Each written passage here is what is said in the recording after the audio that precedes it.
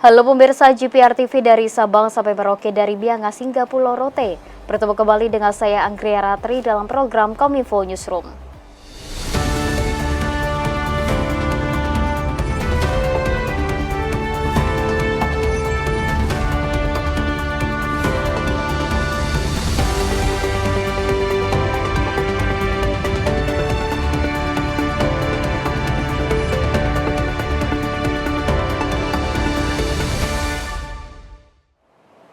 Kita ke informasi yang pertama pemirsa, Presiden Joko Widodo menerima penghargaan tertinggi Grand Color Order of the State of Palestine dari Presiden Palestina Mahmud Abbas. Penghargaan ini diberikan sebagai bentuk pengakuan atas dukungan yang konsisten dari Indonesia terhadap rakyat Palestina dan pejuang kemerdekaan.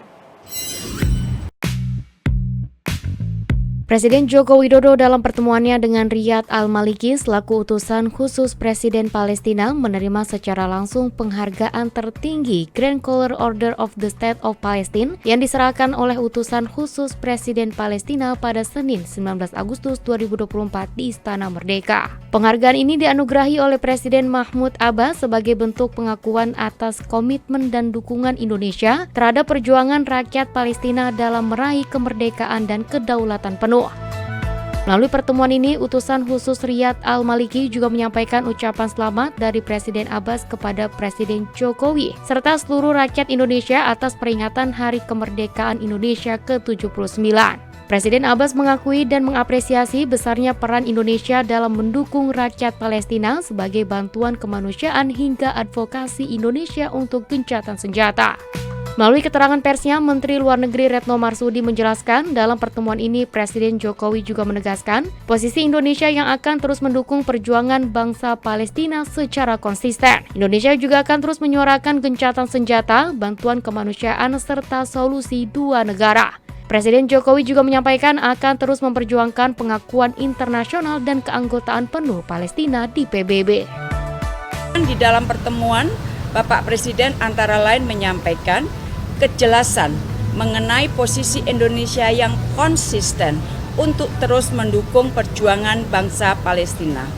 Indonesia juga akan terus menyuarakan gencatan senjata, bantuan kemanusiaan yang tanpa terkendala, dan tentunya solusi dua negara. Indonesia juga akan terus melakukan pendekatan kepada negara-negara anggota PBB agar mengakui Palestina dan mendukung keanggotaan penuh Palestina di PBB. Kita beralih ke informasi lainnya pemirsa, menjelang akhir masa jabatannya pada Oktober mendatang, Presiden Joko Widodo kembali mengeluarkan kebijakan yang tidak biasa. Menjelang Pilkada serentak 2024, Presiden Jokowi menaikkan tunjangan dan insentif bagi petugas Komisi Pemilihan Umum sebesar 50%. Presiden Joko Widodo memutuskan untuk menaikkan tunjangan insentif anggota Komisi Pemilihan Umum di seluruh Indonesia sebesar 50%. Hal tersebut disampaikan Presiden dalam acara konsolidasi nasional kesiapan Pilkada serentak 2024 di Jakarta Convention Center, Jakarta pada Selasa 20 Agustus 2024. Dalam kesempatan itu, Presiden meminta maaf kepada seluruh jajaran anggota KPU karena tunjangan insentif anggota KPU tidak mengalami kenaikan sejak 2014. Presiden mengaku tugas yang diemban oleh anggota KPU sangat berat. Untuk itu, Presiden sangat menghargai serta menghormati kerja keras KPU dari pusat sampai daerah yang telah sukses dan berhasil menyelenggarakan seluruh tahapan Pilpres dan Pemilu Legislatif 2024 secara aman, tertib, dan lancar. Dan formula kenaikannya sederhana, hitung, kemudian ketemu, dan kemarin diputuskan kenaikannya sebesar 50%.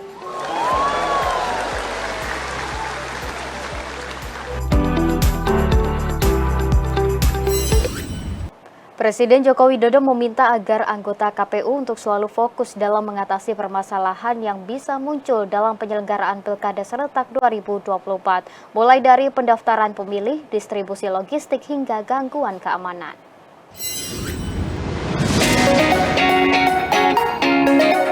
Komisi Pemilihan Umum Republik Indonesia menjadi pengawal utama kualitas demokrasi elektoral di Indonesia. Untuk itu, dalam acara konsolidasi nasional kesiapan Pilkada serentak 2024 di Jakarta, Presiden Joko Widodo berpesan agar KPU tidak mengulangi kesalahan-kesalahan pada pemilu 2024. Pada November mendatang, Pilkada serentak pertama kali akan digelar di 508 kabupaten kota dan 37 provinsi yang melibatkan 203 juta pemilih. Melihat besarnya tantangan dalam pelaksanaan Pilkada kali ini, Presiden meminta agar anggota KPU fokus dalam mengatasi permasalahan yang bisa muncul mulai dari pendaftaran pemilih, data pemilih tidak akurat, data ganda, distribusi logistik, penyimpanan, pelaksanaan pemungutan suara, kerusakan alat, gangguan keamanan hingga sosialisasi. Selain itu juga penting untuk meningkatkan fungsi pengawasan proses pemilu dengan menempatkan pengawas independen yang netral, meningkatkan transparansi proses penghitungan suara dengan menggunakan teknologi yang available, meningkatkan partisipasi masyarakat untuk mencegah kecurangan yang ada, dan menegakkan hukum bagi pihak-pihak yang melakukan praktek money politik.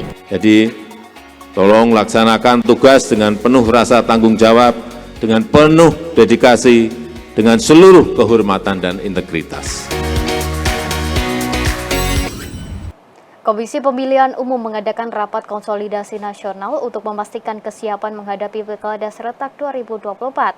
Acara ini dalam rangka menyamakan pemahaman tentang ketentuan-ketentuan penting dan menindaklanjuti isu-isu strategis demi keberhasilan Pilkada mendatang. Komisi Pemilihan Umum Republik Indonesia menyelenggarakan rapat konsolidasi nasional sebagai bagian dari persiapan Pilkada serentak 2024. Acara ini bertujuan untuk menyamakan pemahaman tentang ketentuan-ketentuan penting dan menindaklanjuti isu-isu strategis demi keberhasilan Pilkada mendatang.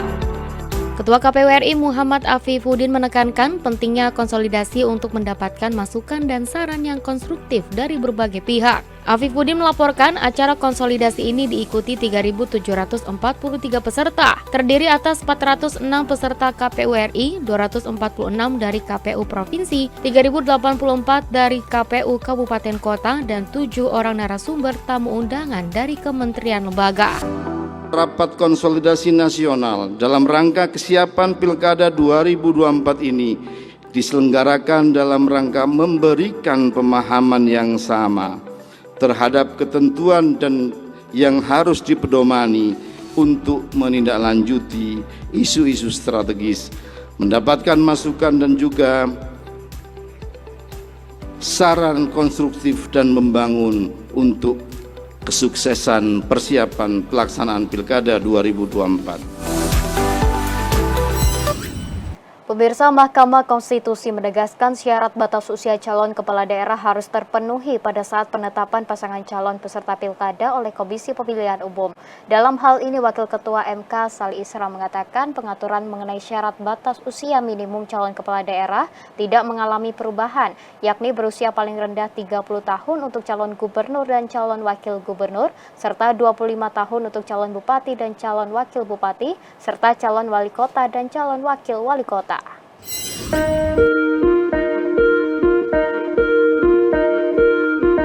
Mahkamah Konstitusi menegaskan bahwa syarat usia calon kepala daerah harus terpenuhi pada saat penetapan pasangan calon peserta Pilkada oleh Komisi Pemilihan Umum. Hal tersebut ditegaskan Mahkamah Konstitusi dalam pertimbangan hukum putusan nomor 70/PUU/22/2024. Perkara tersebut menguji konstitusionalitas pasal 7 ayat 2 huruf E Undang-Undang nomor 10 tahun 2016 tentang pemilihan gubernur, bupati, dan wali kota Undang-Undang Pilkada. Wakil Ketua MK Saldi Isra di ruang sidang pleno MK Jakarta mengatakan, sebagai penyelenggara KPU menetapkan batas usia minimum calon kepala daerah dan calon wakil kepala daerah sesuai dengan batas usia minimum yang diatur dalam undang-undang. Berkenaan dengan ini, penting bagi Mahkamah Konstitusi menegaskan titik atau batas untuk menentukan usia minimum dimaksud dilakukan pada proses pencalonan yang bermuara pada penetapan calon kepala daerah dan calon wakil kepala daerah.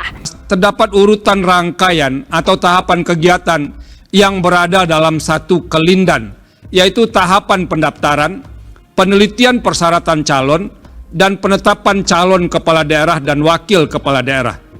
Karena berada dalam satu kelindan, semua yang menyangkut persyaratan harus dipenuhi sebelum dilakukan penetapan calon.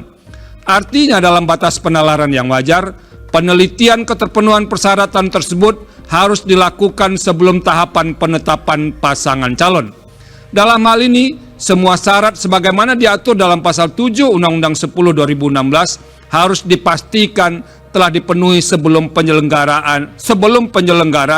inkasu KPU menetapkan calon kepala daerah dan wakil kepala daerah. Selain itu, MK juga mengatakan bahwa fakta empirik membuktikan penentuan keterpenuhan persyaratan calon kepala daerah selama ini dihitung atau ditentukan pada tahapan penetapan pasangan calon. Selain itu, MK juga menyatakan keterpenuhan syarat calon anggota legislatif, DPR, DPD, DPRD maupun syarat calon presiden dan wakil presiden juga ditentukan ketika penetapan pasangan calon sebelum penyelenggaraan tahapan pemilihan berikutnya.